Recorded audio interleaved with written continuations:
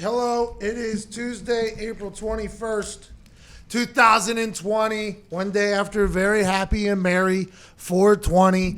I am Patrick McAfee, one half of the show that is sweeping the globe.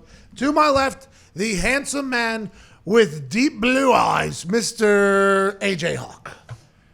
What's happening, man? Pat, so I saw a clip from your earlier show when you were doing... You did a very quick Boston accent. I think you were imitating a Boston police officer. Yeah. Well, I enjoyed it. I thoroughly enjoyed it. Well, I think the thing about it is if Tom Brady was out in the park, okay, in Boston, some Boston official would have came over and said, "Hey, you can be in the park. We'll move on to cars. We'll stop the whole thing." I don't really understand the Boston accent. We'll have the yard for you. It'll look good. Yeah. Smart park. We just mowed the yard for you down there at the park. Tampa Bay's not ready to win. I honestly believe this is a big deal. I think this is a big deal. That's a lie. I don't at all. But it's awesome that Tom Brady, these stories about, you hear stories about how like somebody will drive into work early or something. They're like, I woke up early and I thought I'd be able to get in there and get rest. And Peyton Manning was already in there watching film. Or like a coach says, whenever I was done for the night, I would leave and there was still a light on in Bill Belichick's office. Those types of things. You hear these stories about these people's work ethic and how incredible they are. Jay Williams tells a story about how the first time he went out to L.A., he went out for a shoot around at 3 o'clock and Kobe Bryant was over there and he worked harder than Jay Williams did and he was in like his 10th year or whatever. This story of during a quarantine, all of Tampa Bay was shut down except for one fucking guy was in the middle of a park getting better. And the city official walked over to say, "Hey, who's the 6'4" lanky guy who's throwing the ball in the middle of Tampa Bay that looks eerily similar to the greatest of all?" It was Tom Brady. Like, that is just one of those legendary stories about work ethic that I absolutely love. But in Boston, no way they stop him. I bet you in Boston, a couple of the police would have been like, "You only run a couple of routes out there." Like, I bet you they would have been like, "I'll block your blind side. Don't worry. I got the left." The dudes are snapping the ball. I played center in high school. I got you. You got people pass setting in Boston. Tampa, they told him to head his ass back to St. Petersburg and do this in that living room you have that's 10,000 square feet. So do we know he was in the park by himself? Yeah, there's one man in there. Just one guy. Did he have a football? Like, was he throwing at trees or throwing at playground equipment? What was he doing? I'm not 100% sure. I didn't read deep enough. All I had to hear is they saw one man working out, and that one man was Tom and told his ass to go home. I assume he was slinging it at trees. I assume maybe in the garbage cans. Maybe he was trying to make a TikTok. Maybe he was trying to be Year 21. Dude sweet or whatever, and he was trying to make like a potential trick shot video in the park all by himself, and they shut him down. It's not easy doing that stuff anymore. Yes, it's a very real possibility that he was probably just trying to dip his toe into the TikTok world. Would you be upset? Would you view him differently? Like, oh, maybe he's not working as hard as I thought. If he was there trying to break into the TikTok game? Yep. That's what would do it. Yep. This is TikTok. TikTok, I think, was created for the terrible dancing people to make them think it's okay to dance. And by the way, as somebody that enjoys dancing, I like the fact that an entire app was created to encourage people to dance. I like it a lot. I'm actually a big fan of it. I just won't get on it because it's owned by the Chinese government. Yep. It's all on their servers. Mm-hmm. Yeah, well, you got on that Zoom call with your West Virginia teammates. I know they've had some issues with their privacy. This is the new one, I think, on TikTok. Shimmy. And then shimmy, slap. Drake got one too. Drake got a kick, slide one. Every once in a while, they'll make their way over to my social media platforms. I'm always like, "What's going on over there on TikTok?" And I'm like, "Oh, another uncoordinated white person dancing. Got it all done. I got it all done. I like it. I wish I could go over there, but the Chinese government just can't do it. I did do a Zoom. I guess those things have been hacked. Turns out, I think a lot of things just got hacked into that are pretty. Yep. I think the World Health Organization just got hacked into. Why? What happened? Did their Twitter account go wild? I don't know if it was their Twitter account or if it was their actual the records, the actual place. This hair. Like someone stole public records from them. I believe that yeah, I think so. I don't know. Somebody tweeted it. It got sent into the group. And I told this story yesterday off the air to you. I told the story on air in the morning. When I start talking, my brain is just walking down a grocery store aisle, and things that I've seen or heard, I'm just scooping them out of the aisle, and I'm just throwing them in this whole hacking of the World Health Organization. I definitely heard it somewhere. I saw it somewhere. I'm just not 100% if it's verified. Is that verified information or not? Who sent it to the group? It didn't come from a verified account, but Oh, jeez. Oh, no. sounds And that as though doesn't matter. they're Does a getting verified hacked. account make it like foolproof? A little bit more, yeah. yeah. You got But bamboozled. our group text needs to know that you can't just be sending shit in there that isn't verified. You know how I operate. Our group text is just one big chain of news that's happening. It's awesome. It's a Twitter feed that has been completely Pandora thumbs up or thumbs down immediately to our show or what we could talk about. It's awesome. Gumpy's up there in Canada. He can't do anything. He's just scouring the internet for news that's popping up. And the group text is an electric place. But I mean, I don't want to have to lose. Is the integrity been lost of the group text because we're getting unverified news just getting sent in there, knowing that it's potentially going to get on air? Uh-oh. I mean, I'm not sending in any unsubstantiated claims. So. Yeah, me neither, because everything Yeah, who I did do it? too. Who put it in the group text? I did. I like to send in unsubstantiated stuff every once in a while. Oh, Nick, Got you to. compromised the Nick. group text. You have to. You got to keep everyone on their toes, make sure we're all on the same page. The Like integrity. Jamarcus Russell when they gave him the DVD to go home and watch, and he came in and said, "Yeah, I watched it all," and they gave him a blank DVD. Absolutely. Leaks, Same thing, false right? flags. That's got not. to. That's not what you said was a very smart move by the Oakland Raiders. By the way, they still drafted him, did they? Yeah. This was after he was already on the team. Oh, okay. So after they had already made the decision to get the guy that could throw the ball 80 yards from a standstill. By the way, the concept is sound. If we draft the fastest people that come out of the combine and we get a quarterback that can throw the ball the furthest, that seems to be the fastest way to score every time. That is sound, very sound thought. It just didn't work out that way because humans don't open DVDs that have nothing on them and don't know that. That's just, Another thing in the group chat, off the Wi-Fi. If you don't need it, off the Wi-Fi. that's we're having. Hey, it's been an interesting day tech-wise over here. It's been an interesting day. What you guys your bandwidth situation is struggling? Is Rossini going to tweet about it? Well, If she does. they are tweeting about NFL teams having bandwidth issues, and it was just reported that who was the guy that had the vacuum cleaners were hitting the Pace. Ryan Pace of the Chicago Bears, who just brought in Nick Foles from the Jacksonville Jaguars, who just signed an $80 million deal last year with the Jacksonville Jaguars, traded for him to be in a competition with his quarterback, Mitchell Trubisky, who he selected over Deshaun Watson and Patrick Mahomes. He is saying that he has wires all over his house, basically, and his wife unplugged one while she was vacuuming because of the lack of power outlets. Damn it, Miss Pace. This is such an Well, no, it's because his router was like downstairs, and he had to run a super long Ethernet cord to make sure he's hardwired in. He's not using the Wi-Fi.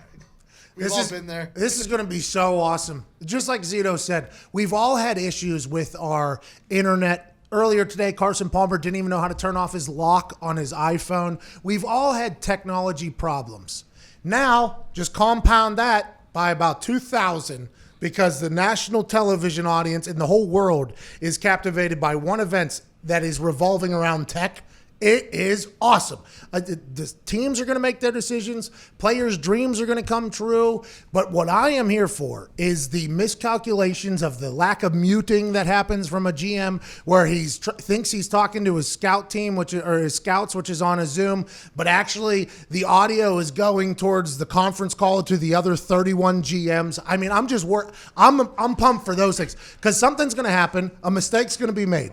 The internet's going to blow up and be like, how did this happen? How did this trade go through or whatever? Then you're going to hear from the team later like, well, what really happened was the internet dropped off right before we were supposed to do it. I'm pumped for that whole scene. You know what I mean? Like that is what I'm excited for Thursday night. Yeah, I just hope that it happens. I hope they don't work out all the kinks before They're Thursday not. night comes around. 3 days? Are you kidding me? There's no way. We still don't even know how to use everything in this room that we have. We've been here for a couple years. If they do, massive credit to that. Because I would make – they have 3 conference calls going on with 2 Zooms or Microsoft Teams things going on, you have to mute and unmute conversations like effectively, and you see some of the guys that are making these decisions. I don't want to make fun of them at all. Andrew Barry's like my age, Cleveland Browns GM. I assume he's going to be sound. There's a lot of guys I would assume that are going to be sound, but we all know that football guys, especially older football guys, they don't know anything about technology. They know absolutely nothing. They take pride in not knowing anything about technology. That makes, in their eyes, that makes them a grinder, a better football coach. That I don't know anything but just football. Like if I'm an O-line coach, I know pass protections, I know our run blocking scheme. That's it. Don't ask me what a stoplight is. Like that's how they take pride in their craft. They don't know holidays are coming up. They have no idea. They don't know what music is happening. They don't know any. All they know is ball. And now they're like, okay, if you want to talk to us though, like you got to mute this, and then you got to. I mean, it's just going to be.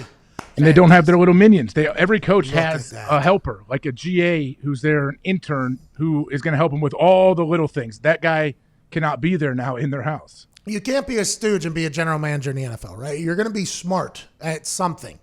Look at that setup that was just up on the screen. I would get confused with that. That's like a very complicated setup for anyone. Anybody, let alone somebody that doesn't normally have to even answer phone calls on a daily basis. They got somebody else doing that. Now you got them with 3 old school office lines. I assume that makes them feel comfortable, like the last time they used a phone. And then you got there's going to be Zooms up there or Microsoft Teams. I mean, it's going to be a shit show. How many mice do you need for 5 monitors? I don't know. Is John Lynch going to have a right and left-handed mouse in his hand? Like, here we go, guys. All right. Hey, you remember those old keyboards that were split in half? Oh, yeah. What was that big craze? I think my mom got one for the house. Ergonomics. Who? Ergonomics, so you don't hurt your wrists. Who? It's good for carpal tunnel. Carpal tunnel, big deal in the office world. Yeah. You get people debilitated by it. I haven't seen them. I haven't seen the split in half keyboards, though, for years. Well, it turns out kind of a scam, so. Yeah, still get carpal tunnel. I thought so. I got good at it, though. That made you a good typer. Oh, yeah. Yep. Like whether you had to, I can't type now for anything. I'm a big, by the way, my left hand has always been kind of a pointer finger typer. Right hand actually types left hand like a tapper. But I felt like I had good WPMs. Like I feel like I had good words per minute. But I think I would be mocked if I had to type in public. Probably better on a typewriter with the just the indexes. You know? Well, Michael Lombardi, by the way, good transition there, Connor. Thanks for bringing that up. No problem. Michael Lombardi, I asked him to come on this show, former general manager of the Cleveland Browns, a guy in the Patriots organization for a long time. He actually called people that were potentially going to be Patriots before.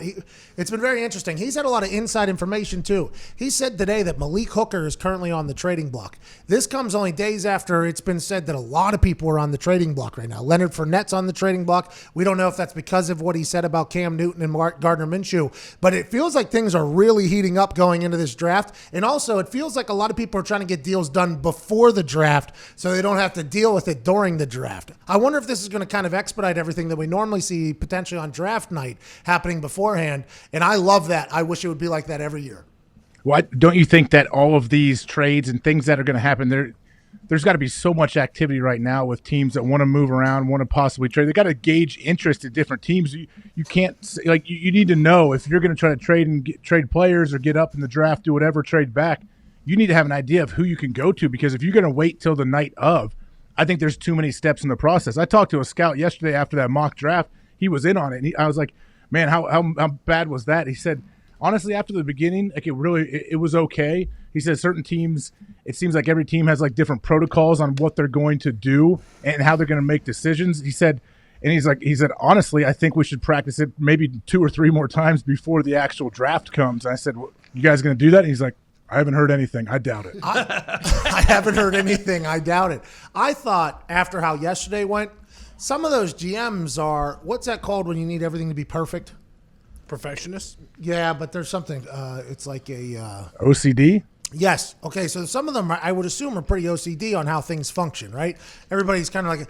I assume there were some GMs that stayed up after that call and got a lot of reps in on muting calls, maybe even taking practice reps. Like, okay, here's something from a GM, go to scouts, say something to scouts. Okay, mute GMs, mute scouts. Let's go back to the GMs. What all are you thinking? Let's go now to the private conversation with the general manager. Let's mute that one. Let's open it back up to the scouts. Let's tell the coaches what we're thinking. Bang, now we're back to that GM. Let's make a trade. There is a lot of muting and unmuting that has to happen there. So the proper people are hearing you, all with a clock watching everything that you do. And I would assume there are guys taking practice reps. I would think so. If they're not, I think that's kind of stupid because I would do that. That is something I would do. Pulling their kids out of bed. Hey, get on the phone and call this number now. We're going to try this out. And let's remember, Thursday night, 8 to whenever, you all shut the up in this house. Nobody says a word. You got to sneeze, go outside. Don't want to hear it. And tell those dogs they bark. Congrats, you're an outside dog. That's how they got to feel. If you're on the Wi-Fi, you're quarantined forever. You're never going back outside. How do you feel about Malik Hooker being on the trading block? He's an Ohio State guy. He's made some plays for the Colts. Hasn't always been healthy, but he's made some plays whenever he's in there. I feel like he's potential good trade bait for the Colts if they really wanted something. He's definitely a good trade bait. He's young. You're right. He hasn't been able to stay as healthy as he would like, but he's a stud, man. He was a stud in college. I think he's shown glimpses of that with the Colts as well. Who's Lombardi getting all this from? He broke. I actually listened to Lombardi on his podcast the other day. He went back at Boomer Esiason because Boomer came at him saying you're like releasing info on Tua. You're downgrading him. You shouldn't do this. You should keep this close to the vest. And Lombardi went off on the dude. He said, if you're talking about the draft, you owe your audience the information and facts, is what he said. And he dropped an F. Couple of them. I dropped a couple of F-bombs, old Paisan Lombardi. I texted him today. I wanted him to come on the show. He's not done until 2 something, he said. But I think I've enjoyed talking to him now. He's pissed some people off, obviously. But I don't know who he's getting his information from. He knew DeAndre Hopkins was on the trade block last year, he said. He said he knew that information. He knows this about Malik Hooker. I don't know who he talks to. He said he talks to 3-4 GMs a day. I mean, he should be able to. He was in New England. He was with Belichick back in Cleveland. He was with him. He's been with him in New England. He's been all over. His son is a coach for the Patriots right now. So, yeah, he has tons of relationships. And Lombardi, he says it, like he's not actively trying to get back into the league. So he's very honest and open in how he feels about certain things. So he didn't even have to hear that Malik Hooker was on the trading table from the Colts. He could have heard from another team that he talks to that the Colts reach out to them with Malik Hooker. And then, so all you need to know is probably 3-4 people, and you know just about what everybody's doing because you know what you're doing. You know what others are doing. Oh, that's interesting. We need those. AJ, hey, write that down. That's what we need for this show. Let me write that down. It got me thinking about something else going back to the draft in GMs and head coaches. Someone should do a study. I'm surprised Schefter or one of these media members has not gone through and looked at the age of the children of some of these GMs and head coaches. If you have like a college age kid that is quarantined with you in your house, think about it. That kid's grown up with the internet. He probably can write code, probably builds video games and computers. That dude could be a huge asset to some old school head coach that has no idea how to work a computer. That guy can be right next to him and muting people and showing him what he needs to do. I'm trying to talk to the scouts. All right, go. The GM's now. All right, go. Oh, we can do this for 3 nights. Let's do that. Hey, there's going to be some kid that's going to try to get a TikTok off in the background, too, of his dad making a draft. Can't wait for that. Cannot wait for that. Dad's making big plays, and there's probably going to be, you got to check the background of all the photos you put out there. I learned that. A lot of people have the hard way. But there's going to be some kid that's going to put out an entire draft board in the background. Can't wait for that. The Colts did this incredible thing. They do this documentary each year. It's like I think the next pick and the next pick or something like that. They put it out on their social media. They get in Chris Ballard's war room whenever he's talking to the scouts. It's a really nice, it's a good piece of content, actually. It's an entire series. I saw the first episode where they were still working together. They weren't quarantined yet. I haven't seen the next couple episodes, but they shoot in the war room, right? In the war room is this dry erase board, the entire wall with names and all these. It's a massive room. They filmed in there. Somebody blurred out the entire background around the silhouettes of the coaches and stuff for the entire 3-4. How terrible would that had to be? Hours. As an editor, that is a nightmare. Absolute nightmare. I couldn't. Yeah, so I was watching. I was like, damn, they blurred, because I was like trying to get a little peek in the back. Like, what are we thinking? Maybe for this mock draft that we're putting out, me and AJ Hawk, I'll get a little bit of an advantage here. I'm looking in where they got who where, and it's all blurred out. I was amazed by it. But that was a good little piece of the look inside what it's like. like. And if you get that draft board out there, that's a massive piece of information. Oh, yeah, they won't. You would think they wouldn't let that get out anywhere. And I was watching ESPN earlier. Well, first off, you know we're getting close. There's a countdown clock to the draft now. 2 days, 6 hours, 58 minutes, whatever it was. Zito, we have ours yet? Oh, yeah. we don't have ours yet? Ours is on the way. Ours is on the way. You want me to hit play on it right now? That's No, good. no. Save it. If you saw it, they were showing the war rooms from like the Cowboys and multiple different teams from like last year and years before this. And it was amazing how many people they cram into one room. And I started to think like, wow, the communication in there, it's so easy. You're watching, you're saying, okay, what do you guys think we pick next we have 20 more picks until we're up. What do you guys, what's our options? Like what's our backup plan? What are we going to do? And they can just throw it back and forth. Now, like they got to have a lot of that stuff in place before the draft starts, because once it does start, I just feel like the time is so crunched. It's going to be really difficult to come up with like a new plan on draft night. What do you do when you panic? When the person you were gung-ho on that you thought nobody else was going to take, and then right the pick before you, gone. All right, now we got 3 minutes to figure this out. Oh, man. That's when they just throw something at the board of their next available best guys. Okay, take him. Hopefully you look like a genius. Here's Jeremy Fowler. He just tweeted out that he's been talking to teams in the top 10. The expectation is that the Giants will be really active with that number 4 pick. I don't get the sense that the Lions have been wowed with offers at number 3, at least not yet, and they know they can get a stud defensive player standing pat. So the Giants are thinking about moving. The Giants are thinking about shopping it around now. If you're in the top 5 picks, you have so much power. Now, granted, if you're in the top 5 if you don't need a quarterback, especially if you're in the top 5, you have tons of power. But if you're in the top 5, you stink too. So, I mean, you don't have that much power. Let's go ahead and balance that out. But with the Dolphins with 3 number 1s, I mean, that is so much trade bait there. That is so much. With the Niners who have 2 number 1s, I mean, there is people that are going to want to. The Patriots have an ability to move if they want to move. I mean, there's a real chance that people can shoot up the draft board here and make some plays. And I don't know. This Tua talk has me really worried with my mock draft. I don't. Yeah, well, we will see what happens with Tua. My mock draft as well that I worked on last night. Yeah, I don't believe the hype that Tua's going to have this crazy fall down the first round.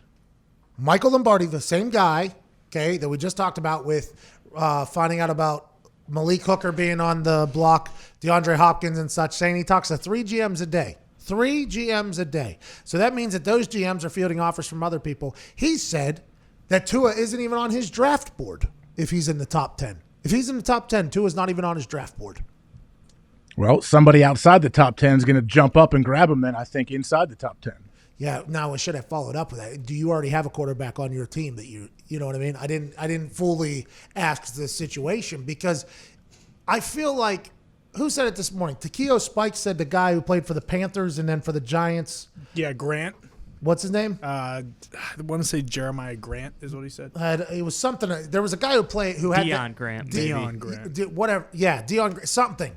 Takeo Spikes told a story this morning about how he knew a guy that had a fractured hip in college, got a surgery, played 13 years, won a Super Bowl, right? Same injury, basically, and that was years ago. And I would assume medical advancements have happened, that this hip surgery is, and I don't want to say it's just like an ACL or something along those lines, but I would assume rehab practices and surgery practices have advanced enough with the surgery that once took out Bo Jackson. Now, even if you look at the videos, and now, is he more apt to get hurt in the same place again because he's already been injured there? I have no idea about that. But I don't think the Tua camp is lying whenever they're saying I'm 100% healthy. Because if he does get drafted to a team and he shows up there and he's not healthy, I would assume there's some terrible PR that would happen for Tua. And I'm sure his family doesn't want to experience that or put him through that. So I'm assuming he is healthy. Everybody's just wondering if he'll be able to survive a season. And I think that is a warranted question. I think that is a question that is worth asking. That's why there's so much talk about Tua. Like if Tua was completely healthy and finished the season this last year at Alabama and had a great year, but still didn't win the Heisman because Joe Burrow had such an amazing season, I think there wouldn't be all this talk about Tua falling down the first round. I don't think he's going to have that crazy fall like it's being predicted right now 2 days before the draft. But I think someone's going to take a chance on him. I think they're probably split. There's a lot of doctors, a lot of teams that say, hey, we just can't risk it, especially like front end of the first round. We can't risk taking a guy that we don't know if he can hold up over the course of a season, let alone a 10, 15-year career. But somebody is going to take a chance. Somebody feels pretty confident. I don't want to ask Aaron this on our draft show because he's had to talk about this so much. Did he get any feeling the day or a couple of days before the draft that he was potentially not going to get drafted early? I don't think he did. I think, honestly, going into the day of the draft, he thought there was a good chance he was going to go number 1 to the San Francisco 49ers. Because anytime you see those guys that are sitting back in that green room and that is all that they're looking for. If you're a network televising the green room, all you're hoping for is that somebody who thinks they're going to get drafted doesn't get drafted, so you have some drama to cover in the back. I mean, Johnny Manziel, Drew Lock last year. He was into the third round. Yeah. Like the late second round. He was there whenever we were there. Drew Lock was there. But it's one of those things where if I wasn't 100% sure, 100% sure. Now, granted, you did this, I guess.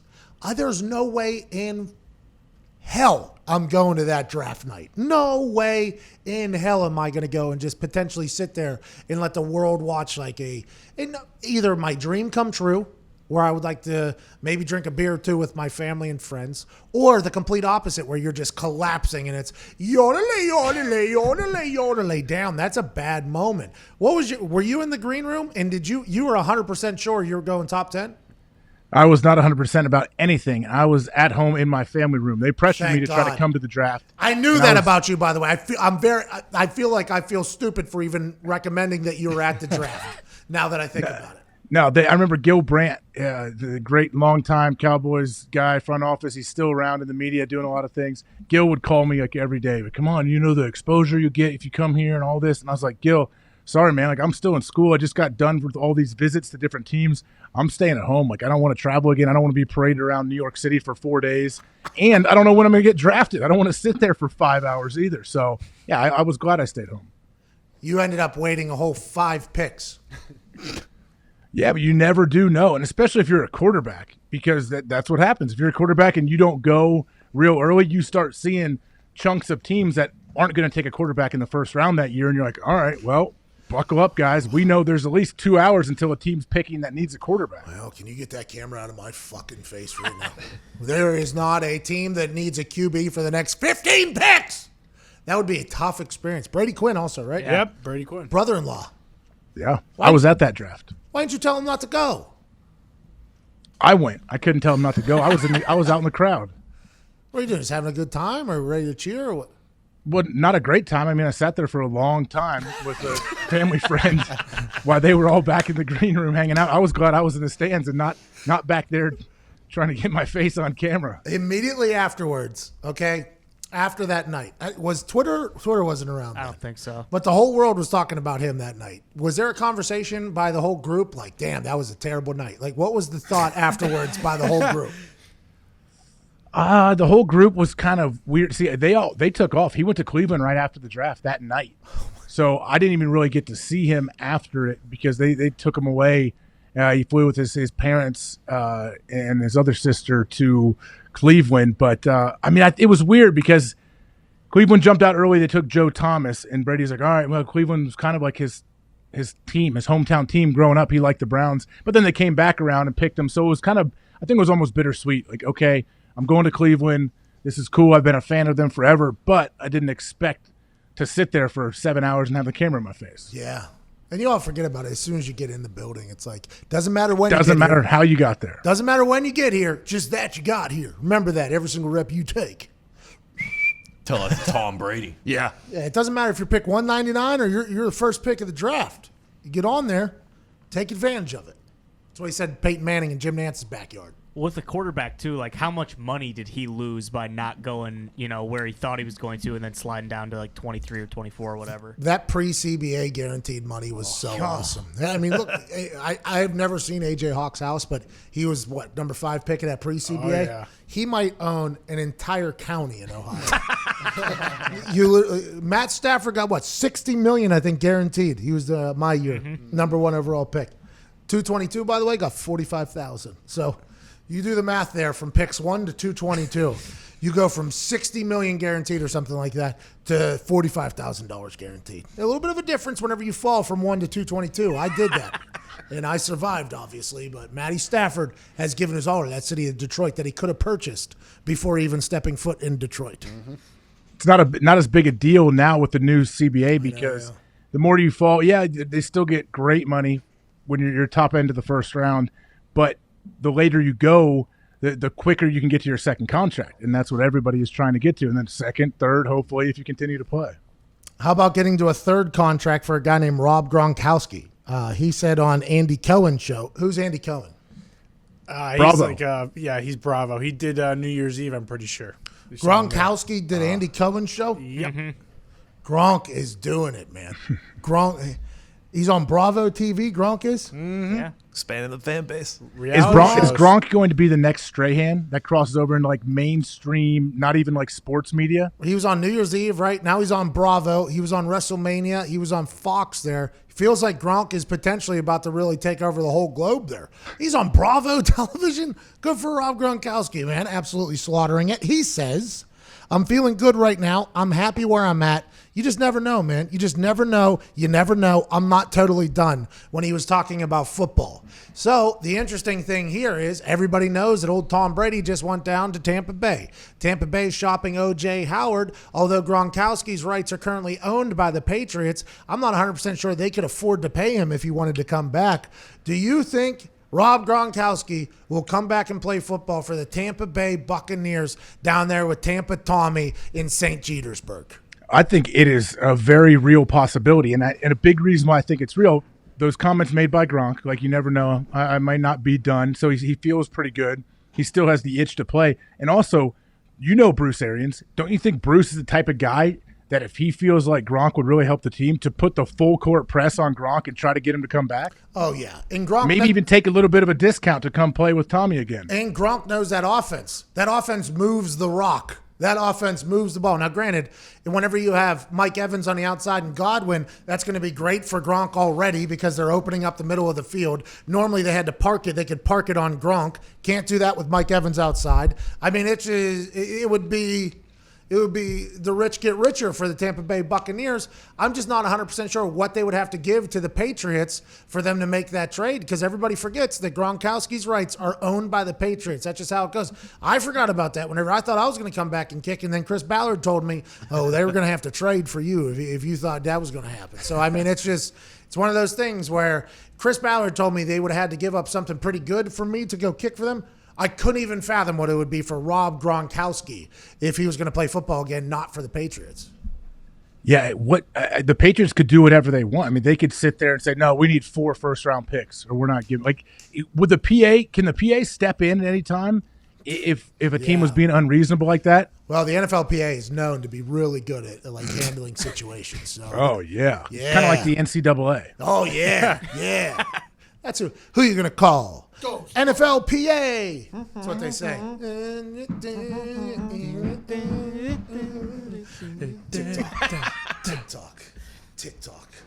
TikTok.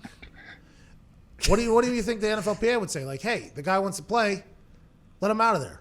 Well, they'll say, hey, but you retired as a member of the Patriots, and the Patriots have your rights, so they can choose to kind of do what they want with you. If you want to come back, they will welcome you back to the New England Patriots, not the Tampa Bay Bucks. Yeah, but I think what he would say is, well, figure it out. I'm not coming back unless you trade me, but if you trade me, I'll come back. Like, why would anything we know about Bill Belichick, why would Bill Belichick do that?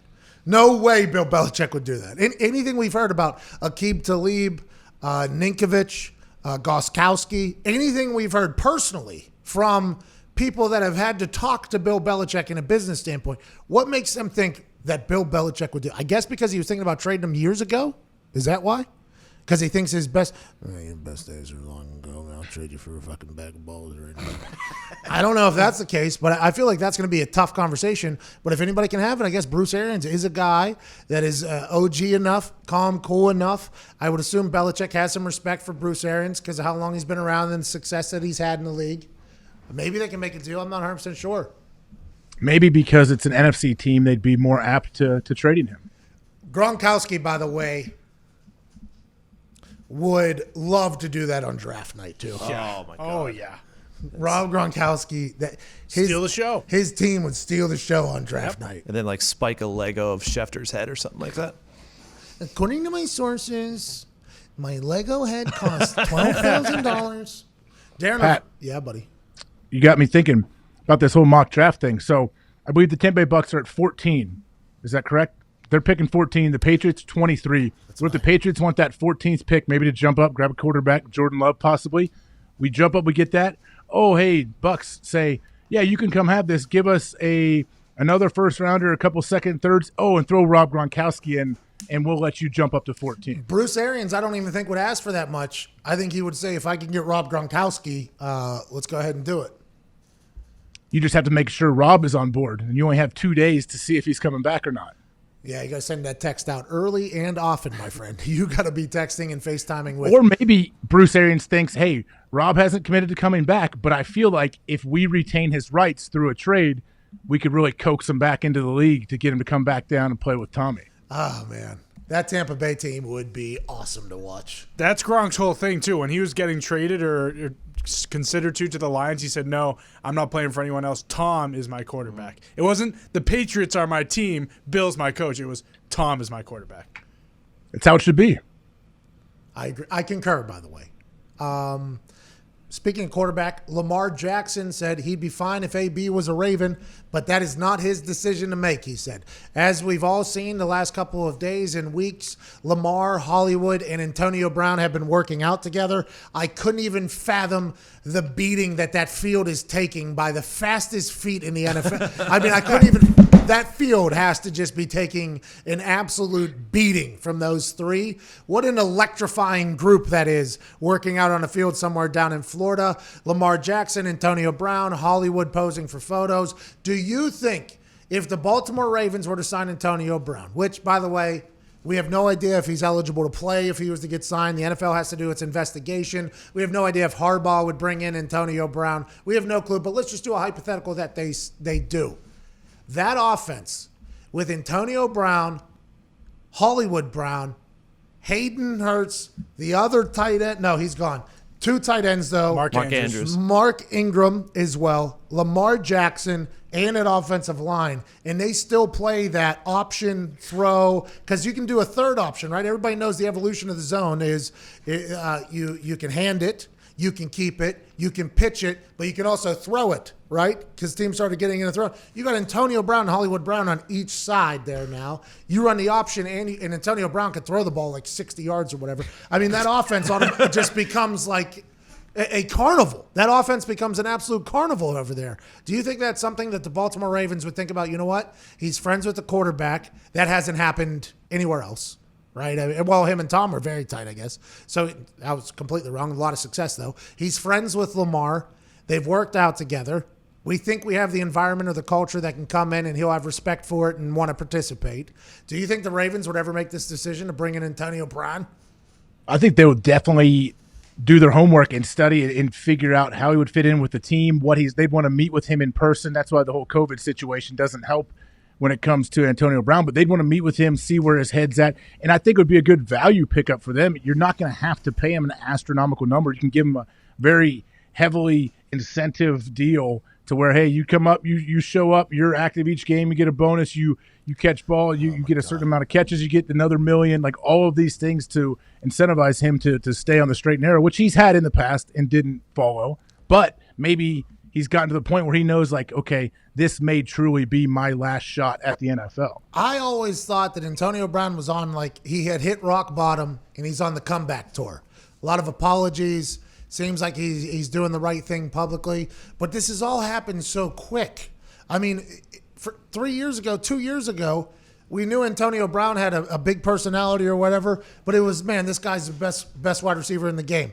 Then it all started unfolding so quickly in Pittsburgh. He was racing his car like 100 miles an hour or whatever. He was doing this. He wasn't showing up to games because him and Roethlisberger weren't getting along. And now, granted, the narrative was spun against him. We don't know his side of that story. I'm sure there's something that hasn't been told why he decided that he didn't want to come to a practice or to a game or something along those lines.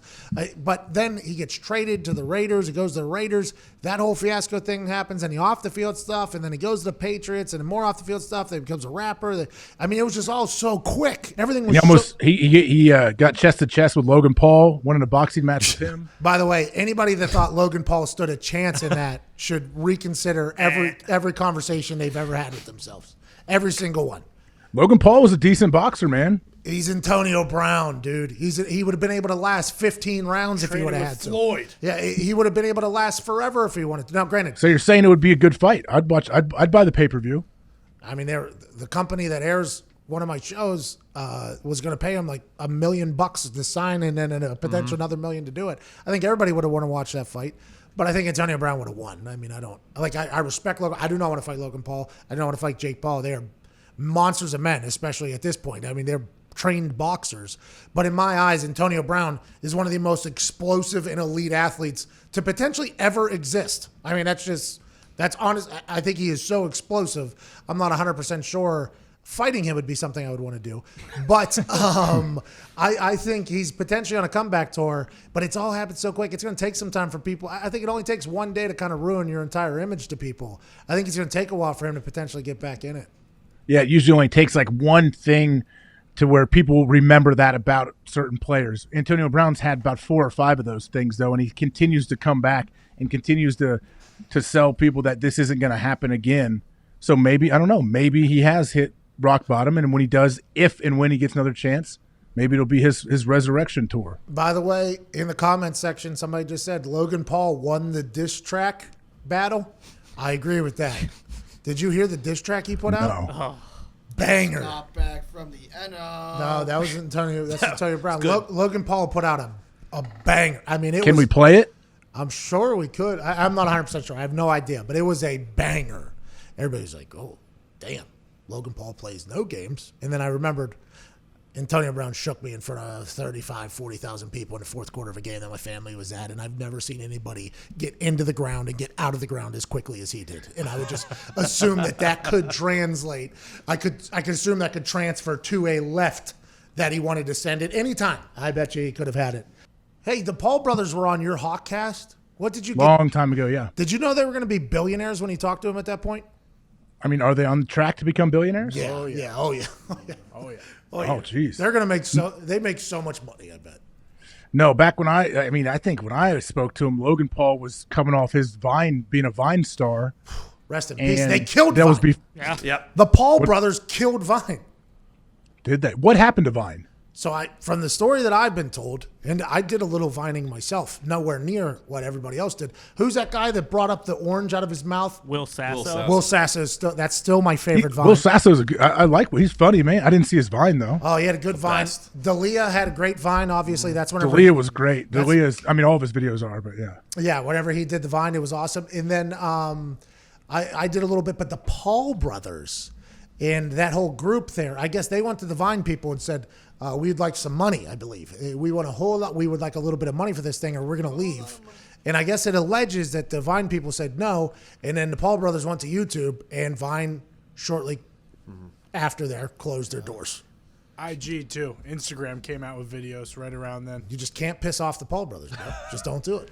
I guess not. That was like a whole industry of those Vine stars where they all lived like in the same condo complex and they would get together and film for 10 hours a day trying to figure out what kind of 6-second videos they could put out. Like it was a awesome. Weird path for a while. It was incredible how creative people got with 6 seconds. It was tough. It was tough. I was very impressed with that. But it's dead. Vine. King Batch, he got famous off that. Oh yeah, then he ended up on Nick Cannon's Wild Knot. Wild Knot. That show's still happening? Oh yeah. MTV too. They're on tour as well. It's either Ridiculousness or Wild Knot on MTV. Ridiculousness is still happening too? Oh yeah. Music runs Oh yeah. Both great. Oh yeah, it's on right now if you want it. I think the brothers have combined together of like 35 mil or 40 something mil as of right now. Followers? Of what? Dollars. Oh, nobody knows how many shirts are selling. They don't know the business. Well, I know, but that's just the number they put to Forbes. YouTube so like, that came can only out. imagine. Oh, so they put it out to Forbes? Well, how does Forbes get it? I don't know. Well, that's from your contracts that you sign and things of that nature. IRS sends it over. I would assume that there's some private stuff. I don't So know. how many years until they become a billionaire with doing your math? I don't merch wise, just merch wise. YouTube pays them like $15 million each Just a year. Just merch wise, I couldn't even fathom what they do merch. Couldn't even fathom. Yeah, Logan Paul came back. He got what people kind of canceled him when he did the thing in the forest with the suicide deal. He and Nick Foles went to two different forests. Nick Foles went to the forest, decided he was going to come back to play football, became the MVP of the Super Bowl, Philly. Jake went to the wrong forest. Should have went to Nick Foles' forest, went to another, or Logan went to a wrong forest. That became quite an issue there for a while. But he's back. He's got he's got his own podcast. He does that. They own the internet. That's what they do. Yeah, they do, and I guess their fans will grow older with them, so they'll drag them along and get some younger followers along the way. It's pretty amazing situation that they've created. Well, they were on the Hawkcast, and they won't say it, but I will. That's probably why they're off to such a success. Yeah, for sure. Jump start. The Hawkcast. Give it the boost. Yeah, I think I did tell him, like, you guys need to go get some money from Vine. Oh, so you were the one that ended Vine? Yeah. Wait, how did? So Vine AJ Hawk killed Vine. was AJ Vine Hawk making killed Money? Vine? Yikes. Whole lot of money. Yeah, I'd assume Vine was making money somehow. When people log in, the emails, I would assume they were able to sell that off to something. Sell their information? Yeah. Started doing ads on there. I would assume Vine was making money, yeah. And the polls were like, funny you say that. They should have sold it. They should have sold it 6 months before. Amen. They should have gave whatever you guys want, man. Just make sure you don't bankrupt our company. Hey, every once in a while, we like to dive deep into the YouTube comment section. The most beautiful place on the internet for some YouTube questions.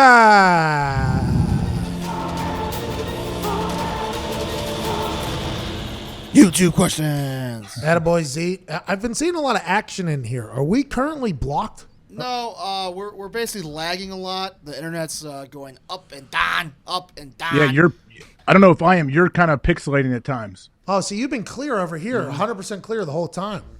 That's why I always said we should have the invention where which side is the worst side. Zito does say that he wants to create something that tells you which side of the FaceTime is wrong. So we know who to blame. Because in our world, it happens on a very regular basis. Dan Orlovsky, for instance, tried to ruin our show. We would have liked to have an app that says Orlovsky's fault. You know what I mean? Don't you think 95% of the time it's the other people's fault? It's not your fault with the setup you guys have. We think that 100% of the time. But the problem with that is... Today it's you, though. That's exactly. 100% of the time, the other people think it's us, too. 100% of the time. I just ran a speed test. It's through the I've been in that studio. I know. It's not usually you. Yeah, I don't think it's in here. I think it's the network outside of here. The provider? It's the bandwidth everywhere because they've had to 'cause slow the everything draft. down. Like I Netflix, am they've had to tear down all of it. This COVID-19, I'll tell you. Chris Ballard's sucking our internet away. Oh, my God. Whoa. He's got 3 phones. Oh, yeah. He's got 6 Zooms. He's got all the fiber and Indy going there so we don't fuck up the draft. I'm sick of this. Do you We think, got a draft, too. Don't even have a first-round pick. We do. do you think that? Hey, so when does Belichick's virtual office get put out there? When does he snap a pic? Maybe it's his Never. face in it, like a little selfie with everything in the background? Yeah, right. Never in a million years. And you know who? Maybe is his girlfriend, his wife? Girlfriend. His girlfriend, she'll do it. She's made him a lot more human, I think. I think she has made him a lot more of a human. We saw him at a Minnesota Timberwolves game, front row, Super Bowl week, had a hat on. Hat. They put him on a kiss cam. He smiled. Hey, Minnesota. I've never seen anything like it before. I think she'll potentially post what his setup is whenever he's in the middle of action. And by the way, not often you get to see the greatest of all time do what he does. I'm sure she's learning a lot, too, about what happens in the office that's now happening at the house that she's probably having to watch now. And she's like, man, I had no idea this is what was happening. He's just going through film for 10 hours straight, and she's just watching him. I bet you it's a madman in there. She posts that photo. She better pack her bags because Bill's done with her and he's kicking her to the curb if she does that. You want to go to Tampa, too? Do you think NFL's, I believe Verizon's their sponsor, the NFL sponsor for whatever, do you think that they contacted Verizon after maybe some potential bandwidth issues to start the mock draft and said funnel all of the Wi-Fi to these places, Aren't the they addresses? owned by Comcast, too? Isn't there, wait, Zito, you're going to have to tell me this. Isn't there something that you can get that gathers up all the service in the area and funnels it to you? What was that thing we were supposed to get? Oh, like a live pack View. or whatever, yeah. Yeah, it was like a live view. It was for so they basically go to different cellular towers right? That's what you're talking about, the cell towers? Yeah, but it And collects. it collects them and uses them all in one. I don't Seems know. illegal. Well, That's a believe monopoly. me, believe you me, AJ. I thought the same thing. They were thinking about doing that for our truck. our box truck this fall. They're like, okay, if we can't get a plug-in for the Wi-Fi, what we'll do is, and what is it called? A live view. We'll get a live view, and that basically just collects everybody's service and funnels it into you. And I'm like, how the that's stealing. That sounds like stealing. Like, no, it's a service. You pay for it, boost the whole thing. I would assume they're doing that among other things for every sure. person. I would assume they have to be. Yeah. These are all things you can do, AJ. You just don't know it. Yeah, I didn't. I'm guessing that's not cheap, and if any coaches or GMs weren't doing that, maybe they'll catch a whiff of it from this show, and they're calling somebody right now trying to get that whole thing. There's somebody from Alabama or Oklahoma in the comment section that wants you to talk about Jalen Hurts. What do you see in Jalen Hurts? Talk about him right now. You think he's a potential Taysom Hill? I think he's potentially going to be a Taysom Hill for somebody. He doesn't run when he runs. He doesn't run like Taysom Hill. Taysom Hill is such a physical downhill runner, and he's super fast. You don't think Jalen is? Jalen is, but Jalen's not he doesn't finish his runs like Taysom Hill does. Taysom Hill's looking for contact. Do you think what I just said is kind of a disrespectful question towards Taysom Hill? No, I get it. I understand the question. It makes sense. I kind of think it is, though, because I think a lot of people are going to do that, by the way. Because a lot of people, if they see somebody that's a quarterback that's athletic, that they don't think is going to be a starting quarterback, the immediate response is going to be, oh, he's going to have a Taysom Hill-like package. I don't think it's just as easy to have a Taysom Hill package, because if there was, I think a lot of people would have wanted it and have been using it already. I think it's a lot more to it than just a Taysom Hill package. I think he's a lot more talented player than a lot of people give him credit for. I don't think he's a starting quarterback. I don't know. I mean, he's been Taysom or Jalen Hurts. Taysom. I don't think Taysom's a starting quarterback, but I think the role that he currently is in is a perfect role for a guy that has his skill set. He's good at everything.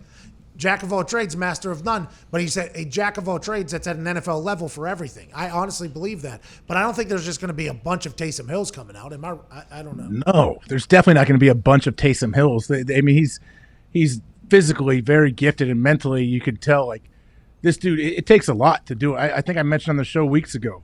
Taysom Hill will catch a 70-yard bomb, and they put him on kickoff team. He's covering the kickoff. Like, there's not many guys in the NFL that are willing to do that. He's David Kilgore. Guy who ran 100 miles. Kilgore. He's like Diggs. Guy walked 100 miles. And I would walk 40 miles, and I would walk 0 more. Bert Kreischer still has yet to do the 50 in 24. Whoa. Yeah, he's gone silent, hasn't he? We had a group text that started. It was Tom Segura, Bert Kreischer, AJ Hawk, and myself. The two bears that are in one cave started that because they wanted to blossom our friendships with each other. It got really active there. Good conversation.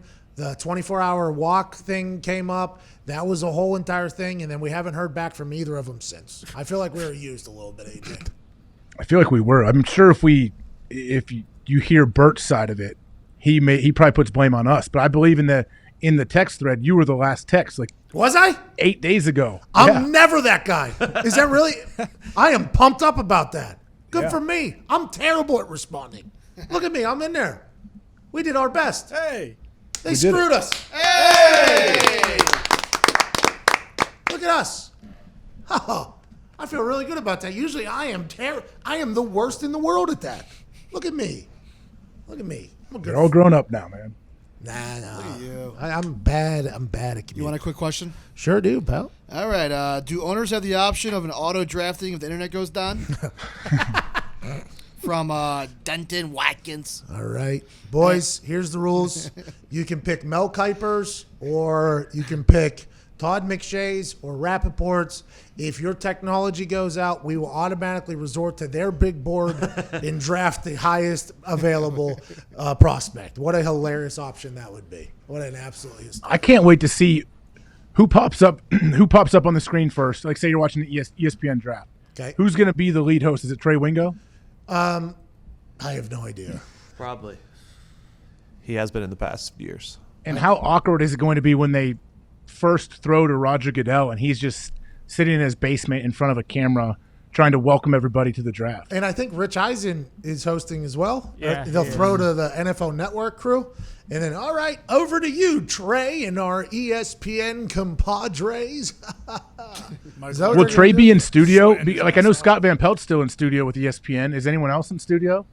I think all those shows are pretty much still doing studio shows. What- Someone is. Eisen's hosting like a Twitter, Instagram, and like a web broadcast related to charity donations and things like that. Well, that's very nice of him. We will donate to that, but our show will fucking slaughter that show. Yeah, no, it's part of the NFL. It's like the NFL's draft coverage. It's like that's the mission they've given to him. Don't get me wrong. I will fucking end you. Pat, wasn't that guy that That was so rude. Rich, Wasn't no that guy offense, Rich. No offense, Rich, but we're on the internet. We have no rules. You're going to be living by the FCC. I mean, you got no shot. You got no shot. I apologize, Rich. We're going to donate, and we will watch. We will give Rich a view. I'm a big fan of Rich Eisen, but that sounds like that show's going to be tough. where is it going to be? What platforms is it I on saw again? it was going to be on like Instagram Live, possibly YouTube, Twitter. It's like the NFL doing an online presence for the draft. Is it just Rich? I don't know. I think Kurt I'll try and Warner's find in more. there, Okay. but Michael Irvin. we. I mean, if you put it on all those different platforms, I guess you hope that people can watch it in many different ways. But I think sometimes we put people get ours? confused and they don't know where to watch. Should we put our? Yeah, usually. Okay, so you don't want then. I don't know. I don't know what the answer is. Well, should we pump it out everywhere else, or should we send everybody? I think we should send everybody. Send here. everybody to the Send tube. everybody here. Yeah. Where else would you pump it out? Well, IG Live you can't, so I don't know how they'll do that. I'll be excited to see how they. Instagram Live is interesting because we have something tech that plugs in where we can shoot it out to like 4 different platforms or whatever, right? So we can put it out on YouTube, we can put it out on Twitter, we can put it out on Facebook, but Instagram Live does not let you do it. You have to like film it with a cell phone or go live on your laptop. It has to be its own independent thing. So I'll be The only, I guess what you could do if you really wanted to put on Instagram Live, wouldn't you have to like put your phone up in the corner shooting the whole room, and it just kind of, it's almost like B-roll of what's going on in there in your studio. well, for us, you're talking about. Yeah, if you wanted to put it on IG Live, wouldn't that be the only way? Yeah, it'd just be somebody using it. Would be its own independent camera. Don't do that. Don't do that. I'm not. Believe me, we won't. We won't do that. IG watch Live it. though, people get away with a lot in there. I mean, there's Like what? people just blaring music that is copyrighted. There, movies. At IG Live, it seems like the wild, wild west of the internet when it comes to cease and desist. Yeah, they don't. Maybe they don't have the algorithms to take people down like they they do have us in to. the middle of shows sometimes. They would have to. Facebook owns it. They have all those algorithms. But IG Live feels like its own world almost. Yeah. It feels like its own world, and people can delete that quick. I don't know. We'll drive everybody to YouTube, and we're wearing suits. Is that accurate? Yeah, I think so. I think I will. Jordan Palmer says he's not wearing a suit. I told him promptly, you won't be allowed on the show. Not allowed Just on the show. neck up for Jordan, like Adam's apple up. Then if he's not wearing a suit, We'll zoom in on his face. yes, tell him that. Let him know. Hey, Just to let you know, it's going to be an extreme close up if you're not wearing your suit. Yeah, joke's on you, pal. Wait till your snaz gets everything about it. What's Aaron Rodgers going to want to talk about on Thursday, you think? I don't know. I think it'll be fun to have him on while the draft is happening and kind of just see what kind of knowledge he has of some of these college young bucks getting drafted, getting their shot in the NFL. Does he know anything about these? Like when the Bears draft somebody, does he go, all right, got to learn who this guy is? Or do you think he has I would assume he has a general knowledge of good football players. I think he has a lot of knowledge about most of the players, especially in the first round. He's a huge fan of just watching all sports. So I think he does watch a decent amount of college football, and he has a good idea of these guys coming out. I'm going to ask him about the AFL, ask if he knows anything about Aussie rules football. I'd like to know if he wants him to take offense or defense in that late first round pick, Yeah, like do you want an offensive lineman here? or a receiver. Or a weapon? They just got Funches. You guys just signed Funches for the Packers. Run stopper, maybe? Yeah, A lot of people have them picking a wideout Oh in yeah, the first round. exactly. they need a run stopper. But they also need that. So 180. Ted Ginn's still out there. Yep. Yep. Ted Ginn is still out there. Marquise Lee got let go yesterday. Marquise Lee is still out there. nah. Yeah, I said the same thing. What's your problem with Marquise Lee? Josh Gordon is still out there. Antonio Brown. There's a guy worth a feeler. Antonio Brown's still out there. Hey, I've been ringing that bell quite some time. Des Bryant. Still out there. Yeah, Dez is still trying to come back, isn't he? Wow. Calvin Johnson. Still out there. And Detroit still owes him money. Joe Juravicius may still have some life left. Yeah, now that we're mentioning it, I mean, let's go. I just saw Brandon Stokely followed me on Twitter. He's still got some. Christian McCaffrey's dad, I'm sure, can still play. Oh, yeah, and let's not even talk about Wes Welker. That son of a bitch is still in the game. He was at the Super Bowl last year coaching. He can catch a ball or two if you need it. Oh, with his big helmet. Oh, yeah. Jeremy Shockey. No. It's a tight end, man. We're talking about wide receiver. That guy for the Cowboys who hasn't gotten into the Hall of Hey, Fame yet. aren't we having some special guests in studio for the draft too? Yeah, it is said we do have an insider and a couple legendary coaches joining us. And us having an insider is good news because I feel like there's potentially a chance where somebody could get drafted where you nor I have any idea who they are or what they do. So we'll have an insider here. I believe Mel Kiper will make a stop by. I believe, obviously, Lou Holtz will potentially stop by. He wants to meet Aaron. And we've heard plenty of other people that are going to stop by on Thursday night. That's why it's a primetime super special and not just a primetime special. So what are the boys doing to get ready for this? I mean, this seems like a massive undertaking for them. Like when a guy gets drafted, obviously we can't stream what's going on ESPN. So are you going to have pictures of all these guys you're going to be able to pop up or anything like that? Yeah, so Zito and Jason McAfee have been really going to work. We're going to have a ticker, I believe. We're going to have a on-the-clock thing. We're going to have a bunch of pop-ups. We're going to have graphics. We're going to have photos. We're going to have descriptions. Zito and Jason McAfee have been going to work, and I'm being 100% serious when I say that. Now, granted, the first ticker they showed me, not a single human would be able to read. Ticker showed up, and it just went right by, right? It was kind of like people would have to slow it down. Maybe if our bandwidth continues to slow, Zito was preparing for the bandwidth to be slow. Yeah. But they've gone to work on it. We're going to look like a real production, especially in our suits. I believe it. I'm excited. It's going to be fun. But I just, you know what, Jason McAfee, your brother, he's a special dude. Doesn't say much. Hangs out. There was a video or a clip from our show, and all the guys are laughing about something, and Jason's just in the background, just stone face. I didn't even get to talk to you guys about it yet. Not impressed. He was a tough crowd growing up. Think about me trying to get some jokes in, and Jay's just like, I respect it. I respect it so much. Funny. Really oh, it's a very good joke. That was okay. You ask him about how a movie is, everything's it was okay. Songs, it's okay. Is there anything good or bad? They're okay. That's how he is at all times. I've never seen him anywhere else. Loves barbecue. Loves barbecue. Puts a smile on his face. Loves 2 liters of Coke still. That son of a bitch, and no offense to my mom, will take a 2 liter of Coke right to the face still to this day. Still to this day. He has a Good for holster. him. He has a holster He has a for holster for it. in his pocket. It's insane. He's an interesting guy, man. I still don't know much about him. To be honest with you, I don't really know much about him. He keeps you on your toes. I think that's good. But what do you think about your guy, Oliver Luck, suing the man, Vince McMahon? I couldn't believe it. They said it was reported that Oliver Luck had a 5 years, up to $25 million contract. $25 million, Oliver Luck. And he's, 8 months into that 5 years, and he wants the rest of that money? Bro, because there was a, what's that, cause, reasonable cause, legitimate cause. Something about that. Some clause was in there about a legitimate cause happening. You can't be if you're fired without cause. There it is. So, you get your money. Yeah, hold on. It's in here somewhere. Let me scan through it. Luck said he was wrongfully terminated in a case that was filed in Connecticut last Thursday and is owed money that he was guaranteed who he signed. Commissioner May 28th. Sources say Luck received a contract in between, blah, blah, blah. Terminated without cause. He was due the remaining balance. So he feels that he was terminated without cause. That's why he wasn't on the creditors list, by the way, because they didn't think they owed him any money. The XFL made that incredible list where we learned a lot about people. Mark Trestman there, $770,000. Bob Stoops owed over $1 million. A lot of other people, including MetLife Stadium and Audi Stadium over there, Audi Field. A lot of people owed money. And then you didn't see Oliver Luck's name on there. So I was very intrigued by that. I was excited to hear what he was getting paid, by the way. Once you see Stoops is making over $1 million at least, because this is postseason, so you already assume he's been paid at least $500,000, maybe $1 million. Maybe he's already paid 50% of that. So I was pumped to see what Oliver Luck was making.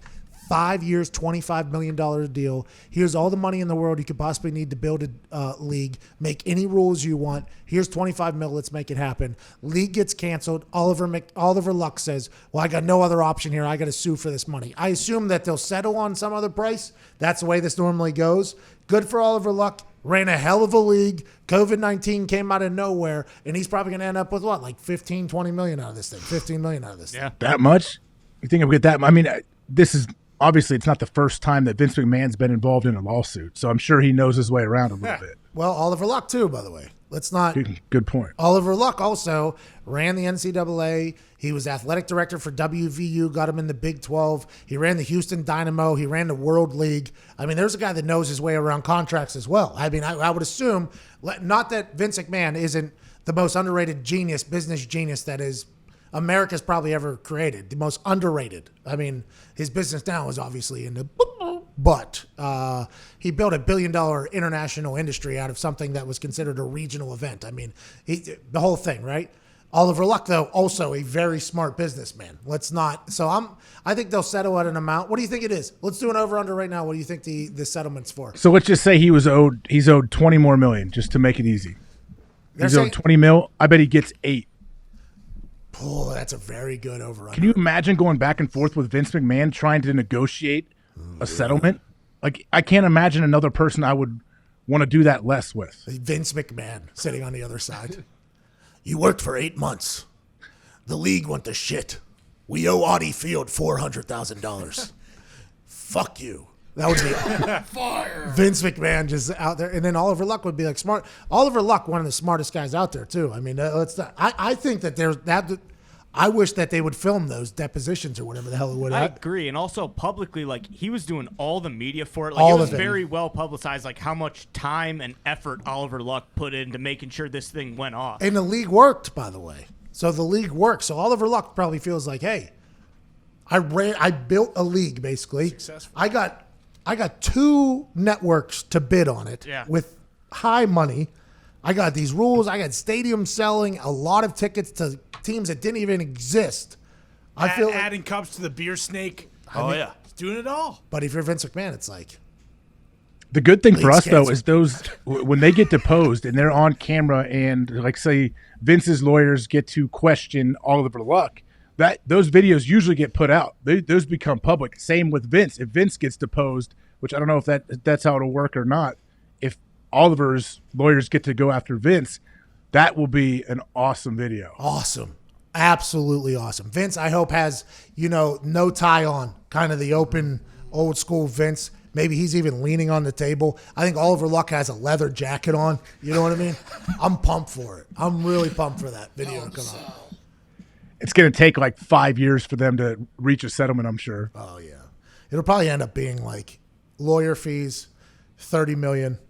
They're both just not giving in. Like, hey, let's go. Or they just work good business together. Oliver Luck said since the beginning that Vince has been very nice. He's given him everything he wanted and kind of stayed out of his way. We're going to find out if he stays out of his way in his pocket. We're going to find that out very, very quickly. You heard Last Dance averaged 6.1 million viewers. Good for them. I thought it would be more. Me too. I know that's like the most ever that one of their documentary films has gotten, but it seems like every single person has watched it. Me too. I thought it was going to be like Game of Thrones type numbers, which is like 13, 14 million, I think, right? Yeah. Isn't that what they were doing? Probably once you count in all the rewatches from on demand and DVR and stuff, it'll probably get up that high. It'll probably build too. I bet a lot of like people once saved people. it.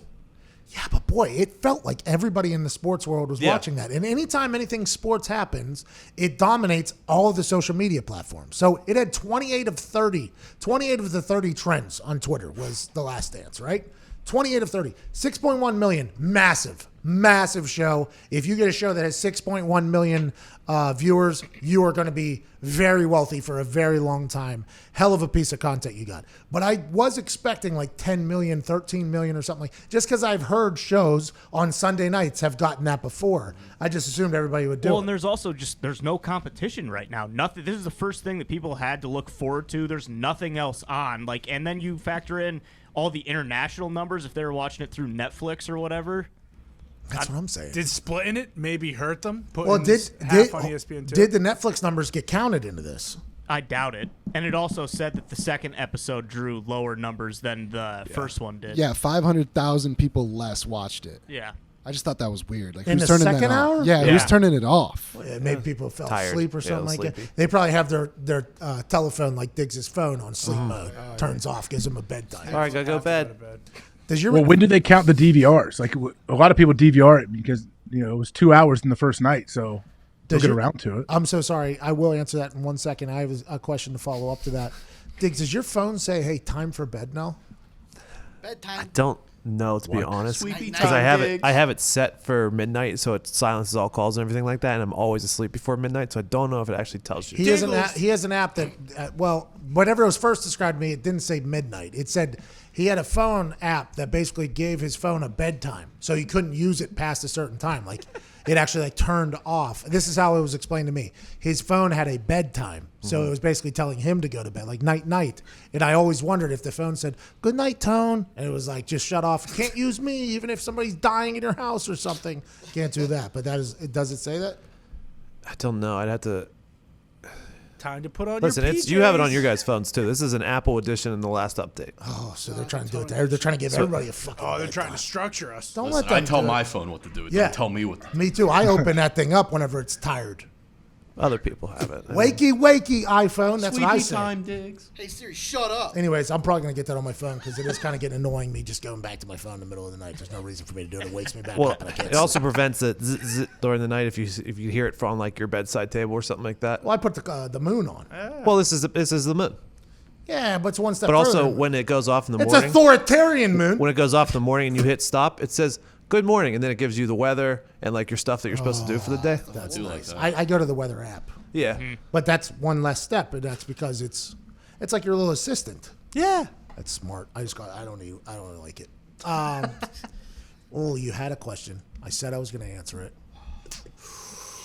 It gives the Nielsen or DVR. When do they count? Oh those yeah, out? I don't know. I never understood that because what about people that are just watching it on clips on their phones? Like I feel like the NBA, they said their numbers were down, but I watch more NBA on my phone than I do on TV. It's like, how do they calculate for that? Because I think that's good for their business, even though they're probably thinking that it might not be good for business because their old school ratings are down, but their internet ratings are up. It's like, what matters? What doesn't matter? I don't know anymore. What's up? What's down? I don't know. Depends who you talk to, I guess. Some guys still put a lot of stock in the old school like Nielsen ratings, and then I think people that understand where everything's going, Those people stink. they know about the internet. They know we want those. Any eyeball is a good eyeball on our product, no matter where they find it. That's right. Even if the person has one eye, that eyeball still good. Did I ever tell you I was thinking about getting a what's that thing? A billboard? Yeah. And they sold me on the number of eyes.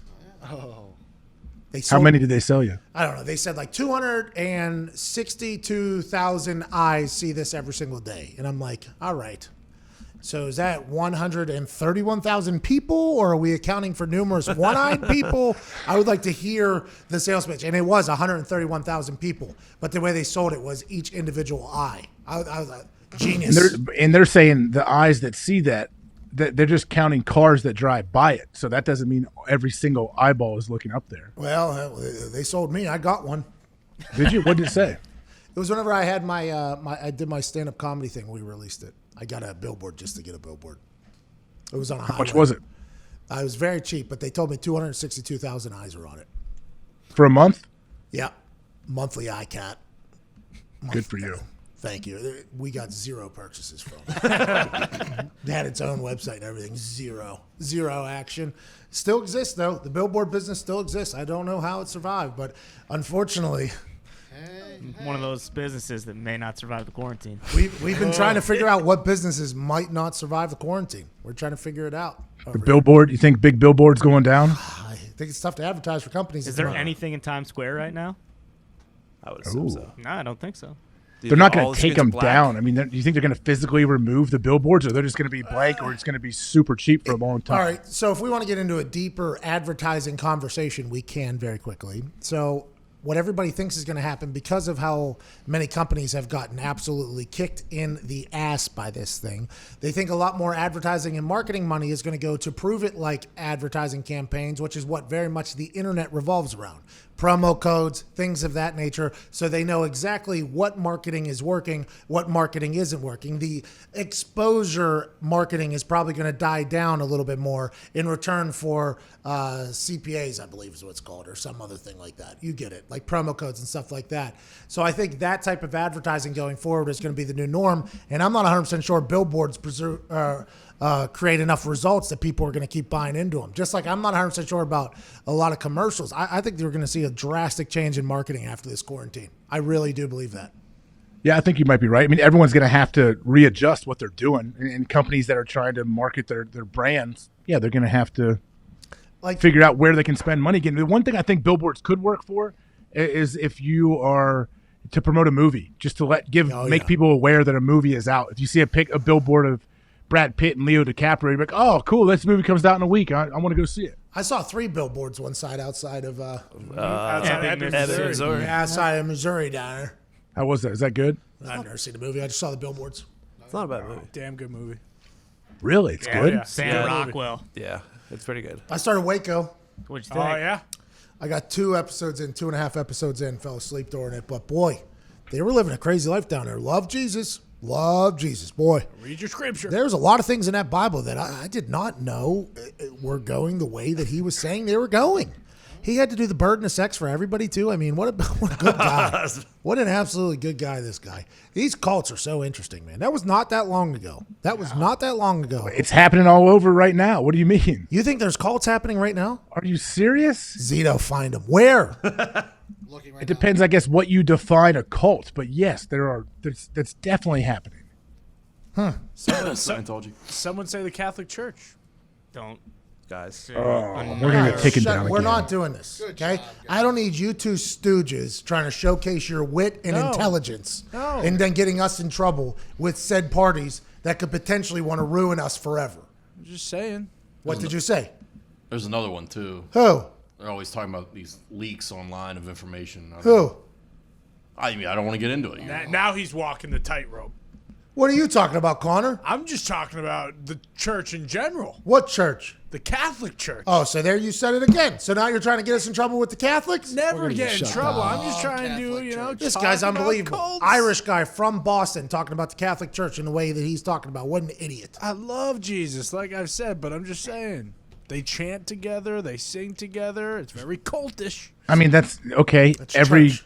college football team does the same thing, too. Well, Also hey, very cultish. we're not. Hey, I didn't even think about that. You're right. Are there good cults and bad cults, though? Ohio State's not one of them. OH. That was Connor. That was not me. Not I've had Lindsay. Ohio State stooges come after me before. I am not letting that happen again. No way. Don't worry, I know those stooges. I got on the right side of the Ohio State stooges, I think. I'm not 100% sure, but I think I got on the right side of those stooges. They kind of left me alone for a little bit. By the way, I think they would respect what I had to do if I read their Twitter avies right. Those guys, anyway, they're all the same. They're the same exact person tweeting me just thousands of times. What do they tweet you? They didn't like me and Urban Meyer not agreeing with each other, you know? And I told them that, if I don't, what am I, just a big bitch? No, that is not the case. I am going to answer, and if somebody wants to take a shot at me, I don't care who it is, they're going to get one back. Oh, You know what I mean? Yeah, I'll throw bows.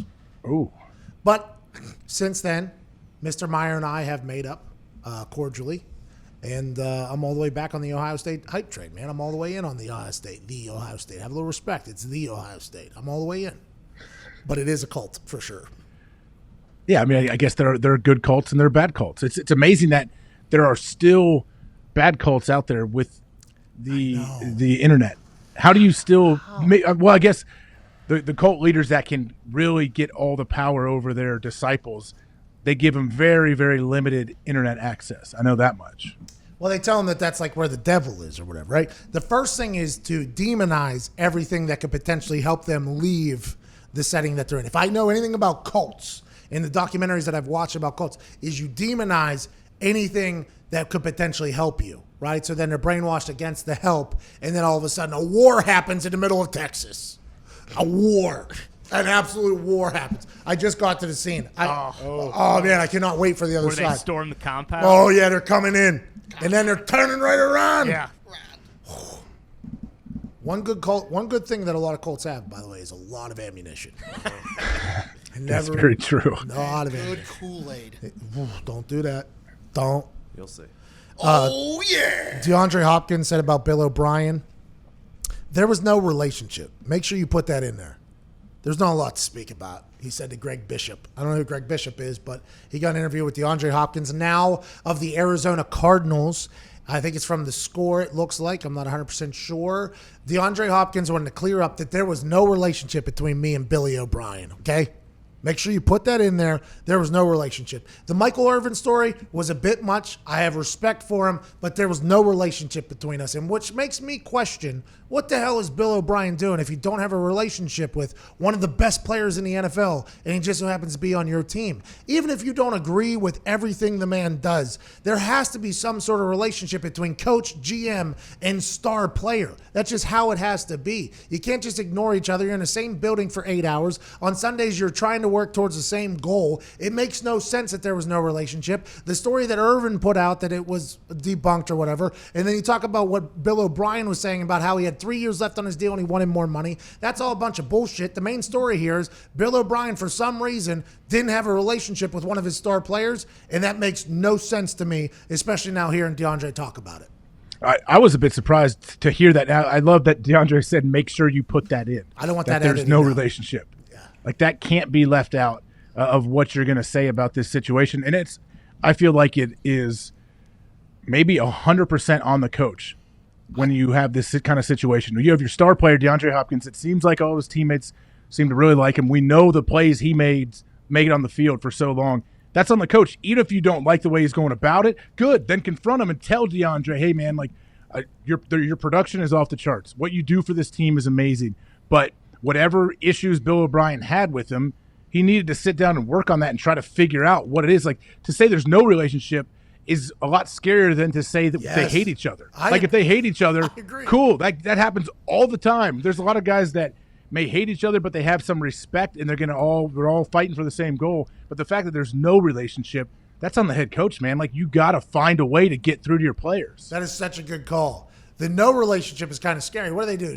They don't look at each other when they're walking down the hallway? Like, how's just that? Awkward all the time. Can you imagine if you're one of your star players, one of the biggest superstars in the NFL, and he doesn't speak really with your head coach? Don't fucking look at me.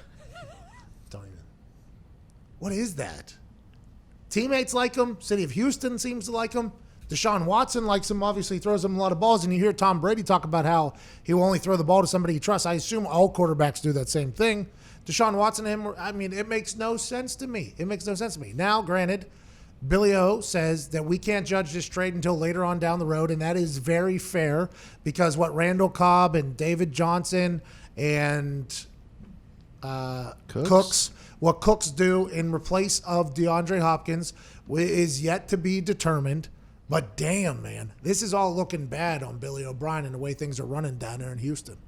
I want to hear Bill O'Brien come back and see if no relationships. He disagrees. What if he comes out? No relationships, a bit dramatic. What if that's what by the way, Bill O'Brien, I think, is that type of guy. Oh, yeah. He has no boss either. So Bill O'Brien can say and do whatever he wants. I think Bill O'Brien is just waiting for football to start back up and just praying to God that they have a lot of success this year. Please, God, let's win this. And then, because if not, maybe he ends up at the Arizona Cardinals as offensive coordinator with Cliff Kingsbury, and he's going to make it work with DeAndre Hopkins again. Is this show over? Didn't we have a AJ Hawk ad read today? Oh, yeah. No, we're doing it on Thursday. We're doing it on Draft Primetime Super Special. By the way, can't wait for you guys to hear AJ Hawk's Primetime Draft Super Special ad read for Raycon. Cannot wait. Cannot wait for you guys to hear what AJ does with this thing. Wearing his suit over there, smoking a stug, reading a Raycon. He's going to put something special on it because it's prime time and it's super special. Are we going to present our mock draft like right when we start the show on Thursday night? I think so. I think we say this is what we think is going to happen. Can you pop it up? Can Zito pop it up on the screen? Ours next to each other, and we can kind of talk through it before the draft starts. That's what we'll do. Yeah, Zito will have a picture with both of them. I'll probably be on the telestrator over here that'll have both of them, where I'll be able to circle the differences between the two, and then we'll go through the night. We'll see who's right. We'll get points, and obviously the loser will have to donate to charity. Sounds good to me. I want Aaron Rodgers to potentially tell me a pick or two too.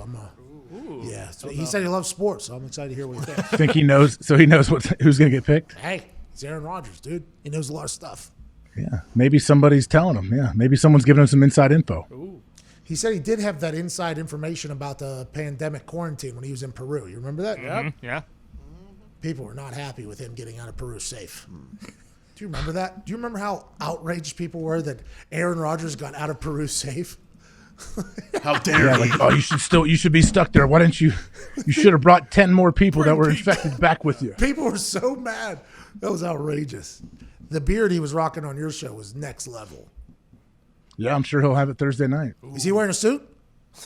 I have not got confirmation on that yet. I will make sure and see what happens. Uniform? I put in the IG story that everybody will be wearing a suit, and I added Aaron and I added Jordan Palmer, and that's where we got Jordan Palmer's response. I will not be wearing a suit, and where we have decided we will zoom in on his face. Then I don't want to have to do the same to Aaron. I don't want to have to do it, but I mean, what about the show? You know, the show can't be compromised because of. We maybe give Aaron. If it's a Aaron pass. Rodgers, I mean, he can do whatever he wants. I think Jordan Palmer. Well, he'll get the extreme close up if not.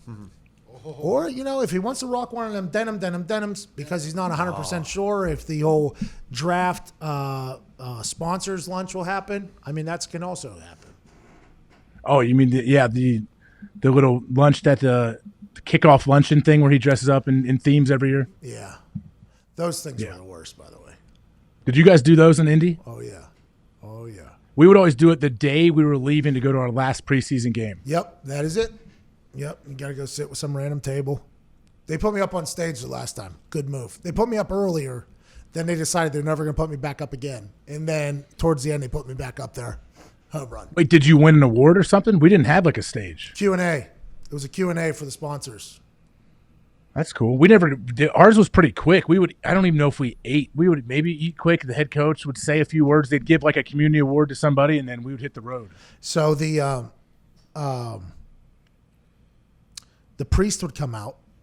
He would deliver a 6 to 7 minute prayer. Rehearsed, obviously. He had done this one in the mirror a lot. He would bless the food. Whole gospel. Oh, I mean, he would come out. I mean, it would be a whole thing, you know. 6 to 7 minutes? Yeah, it felt, you know what I mean? Like there was verses. Probably 28 seconds, probably. But yeah. Yeah, well, you know, sometimes those things can seem like an hour, but it was always a good prayer. Had a little bit of levity in it. You know, got a little pop a couple times for the Lord. Then we said amen. Then there was an introduction of the host, and the host would speak. Then a video played. Then food was served. Then a Q&A, another Q&A, another Q&A. Then everybody's gone. That's what the culture was. Who was the host? Like a local news channel person? One year it was Gumbel. Not the famous one, the other one. The Greg? Greg? Greg. Greg Gumbel. Not the It's Bryant. Brian is Real Sports. Yeah. And Greg's famous too. Well, I understand that. I took quite a shot at him. He's making fun of football players' intelligence, right? So he's making fun of our intelligence to get a pop from the sponsors while we were sitting in there, right? He said that he said he was interviewing one player. He was reading note cards too, by the way, which I have a big problem with if you're speaking in front of just because, like, hey, I agree. just remember, he would flip the note cards too. I mean, it was like punchline. The whole If he has like a little outline with bullet points, that's fine, but don't read it. Exactly. And he said that he interviewed one player one time, and he said football players live in their own world. He took a shot at us for our intelligence. And they said he was interviewing one player, and the player made up a word. It was a fake word to describe something, right? So I locked that in. Got a pretty good pop from the crowd, by the way. Not the players, but the crowd got a pretty good pop. So I got interviewed. I got called up there for one of the Q&As, and nobody had a clue who I was, right? So I immediately hit with a buzzsaw answer, the first one. Like, I'm talking very fast, and I'm coming right at you, right? And then he got up in his seat, and then he asked another question, and I used that word in the answer, right? So then big pop big pop from sponsors.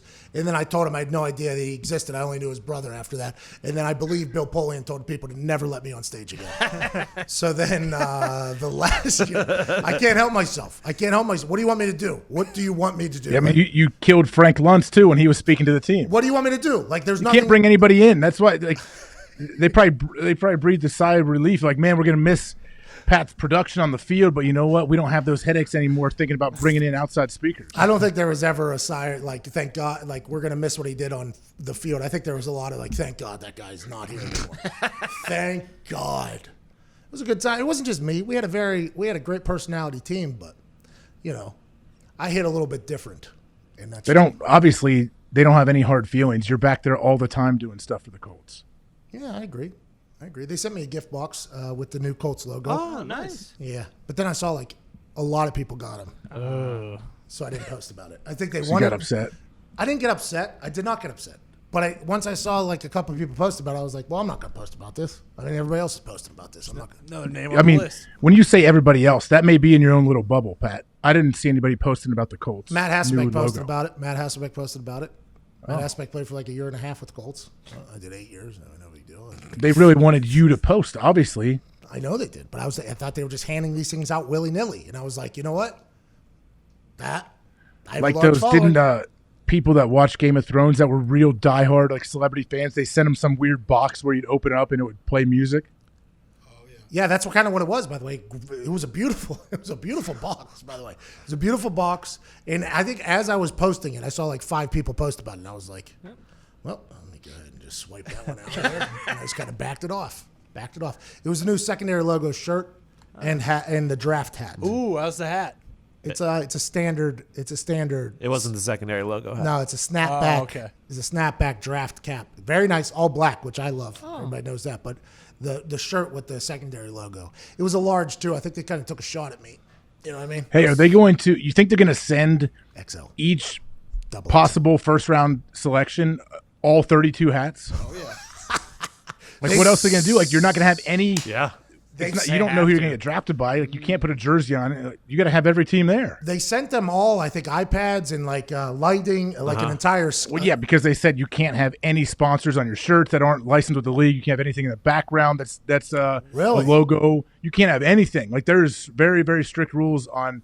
It's got to be Pepsi. If there's any products like that, you can't have Coke products. There's only like licensed league sponsorships available. When it's taking money from the players because they can make money wearing shirts, putting stuff in front of them, all that. I did not know that they had that Gestapo on what they could have. Goodell in the background. he sent a memo out. Yeah, they're serious. They said they won't go to your live shot if you have like competing logos. Oh, then I know what I'm doing. Oh, I know exactly what I'm doing. I Hello, got Jason Coca-Cola. McAfee, 2 liters of Coke, Stone Cold Steve Austining them, right? Chugging it. My family's recording that while I'm doing it. And then I put that on the internet saying the NFL refused to cut to this. Bang, here's the second round. I mean, that is. No, you just do it. Make everything look good, make everything look perfect, and then all of a sudden, when Goodell's doing his virtual dap with you, right in the middle of it, you pull it out and you stone cold. Like, you have every sponsorship possible that's not affiliated with the league, and you try to get at least 2 or 3 seconds on air. Oh, I'm on my iPad. I just because Microsoft would be pissed. Can they fine you for that? Like, if you did do something like that, could the league fine you? Oh, I would assume, yeah. Conduct detrimental to the Shield. See you later. But if you have let's say you have a big sponsor that pays you $100K and you get fined $50, they're like, hey, you're gonna get fined, but we'll pay it. You think we can send a For the Brand shirt to somebody? Oh, yeah. Ooh. Yeah. I don't know any of the draft picks like Hot that. Rod? I don't know any of the draft picks like Send one to Joe Burrow. that. Okay, well, overnight it. Do you have his address? No. Oh, I just found it. That boy Zeke Tubes over there. Old Billy Codes. We'll figure it out. Is this show over? And next time you see this show, by the way, we will be in suits. Yes. And it'll be NFL draft first round prime time super special. McAfee and Hawk Sports Talk. 7:30 p.m. Eastern. We're starting, right? Yeah. Yeah, and we have our mock drafts are done. Zito has them. There'll be graphics. There'll be scores. We will also judge other mock drafts to see how everybody else is doing against ours because we would like to know how our brains are doing versus their brains. Mel Kiper will be here. Aaron Rodgers will be here. Jordan Palmer will be here. Lou Holtz will be here. The boys will be here. And we hope you will be joining us Thursday, 7:30, youtube.com/The Pat McAfee Show. This has been Tuesday, April 21st edition of McAfee and Hawk Sports Talk. Look good, feel good, play good. Play good, pay good, live good, die good.